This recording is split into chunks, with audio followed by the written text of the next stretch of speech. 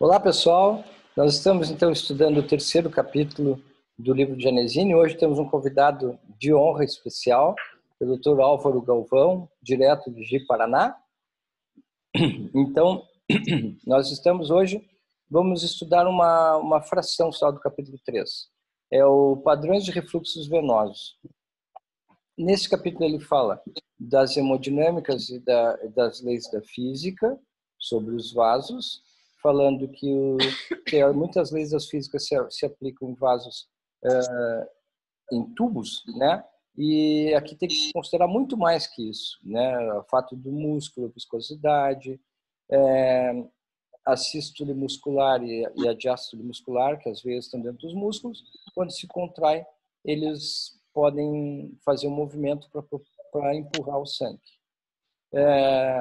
Depois fala das leis da física, que é de Poiseuille, provavelmente Poiseuille, não sei falar francês, mas é alguma coisa parecida com isso, que considera, então, a pressão, que a pressão é a força vezes uma resistência. No caso, a resistência do sangue é a viscosidade, o comprimento do vaso e o raio do vaso. Depois fala, então, das pressões do coração, da aspiração, quando a gente respira, de puxar o sangue pela pressão negativa do tórax, do coração. E aí nós vou passar mais rápido. Fala sobre a complacência, fala sobre as variações de pressão para que a complacência volte o efeito de propulsão do sangue, a pressão na parede, a pressão transmural, né? Como é que essas pressões é um equilíbrio da pressão interna e da externa.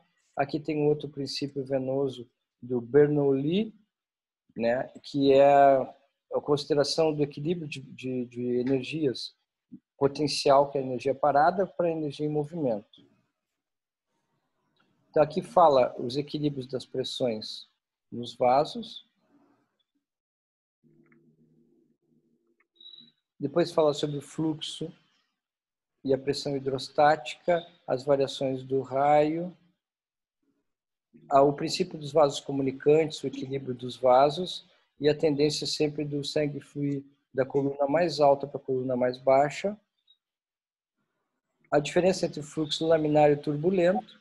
O laminar é um fluxo que é dado pela diferença de pressão e pela resistência, que é a viscosidade e o diâmetro da parede. E o turbulento é quando existe uma dobra, um impedimento do fluxo, mudança do diâmetro muito pequeno ou uma mudança de velocidade. Depois fala dos tipos de entrada e saída, conforme a sístole e a diástole, que a gente vê na ecografia. Como é que se dá o fechamento das válvulas na subida e na descida do sangue? Como é que funcionam os vasos comunicantes? E aqui uma coisa interessante que ele considera a diferença de fluxo ou refluxo, não só a direção, mas se existe turbulência. E quando existe turbulência, libera substâncias químicas inflamatórias, que é a citocina. Tá? A troca de compartimentos no refluxo e a definição de shunt pelo Dr. Franceschi. O shunt, então, é o ponto de reentrada quando existe a saída, escape de sangue por um lado e entra por outro. Bom, isso aqui é um resumo rapidíssimo, né, do que a gente estudou essa manhã. E agora eu gostaria de ouvir meus colegas, fazer um comentário sobre essa parte que nós estudamos. Começar pelo nosso convidado de honra, o Álvaro Galvão. Tem que ser sucinto, Álvaro. Eu, considerando assim o que nós estudamos, fazendo uma consideração a respeito do que nós estudamos, nós compreendemos fisicamente aquilo que nós vemos na prática e o que nós estudamos através do uso do ultrassom.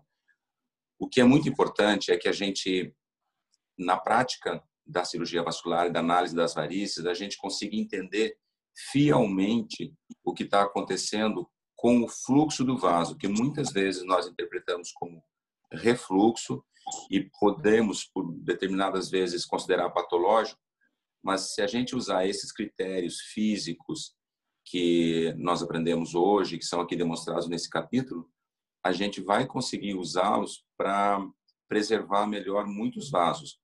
Talvez isso venha acrescentar muito no critério de uma cirurgia que permita menos agressão, e a gente só vai ver isso verdadeiramente com 6 meses depois, porque vai haver um remodelamento do fluxo que está tendo para que a gente realmente conseguiu preservar isso de forma adequada. Então, entender as ações físicas sobre esse vaso, apesar de que o próprio capítulo falar que não é exatamente a mesma física estudada nos canos rígidos para os tubos biológicos, que são as veias, mas se aplica muitas vezes essas leis para que a gente entenda que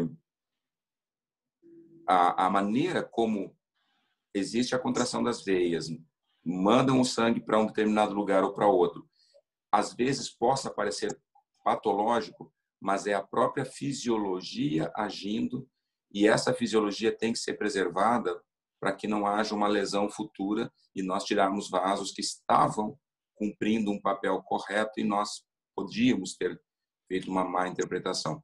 Então, assim, olhando de uma forma macro, essa é a interpretação básica, não científica, mas assim, holística do fato. Eu acho que o estudo e a compreensão adequada da física, da hemodinâmica das veias é essencial para um manejo terapêutico desse paciente adequado. Nem todo refluxo é sinônimo de tratar a safena. Eu acho que a gente estudando toda essa hemodinâmica nos permite um manejo mais adequado e poupar a safena quando possível. Muito bem. E a Fernanda? Nesse capítulo, eu gostaria de salientar 2 pontos. Um, novamente, é a questão da importância do estudo da hemodinâmica venosa, que sim, nem todo refluxo, daqui a pouco a gente vai começar a avaliar e vai ver que ele deve ser tratado, né? E o outro aspecto que eu achei muito interessante é a observação desses agentes inflamatórios em veias que já apresentam esse fluxo com turbilhonamento, né? E sim, que eles salientam aqui que após 6 meses, às vezes, mesmo fazendo preservação de algumas veias doentes, de safenas doentes, já se consegue observar que existe uma redução nesses agentes inflamatórios na parede dessas veias. Então, isso nos abre, né, um novo caminho daqui a pouco para a gente pensar no manejo da doença venosa, tentando ter uma preservação maior de algumas veias. Muito bem. Então, dessa forma, nós encerramos essa primeira etapa de debate.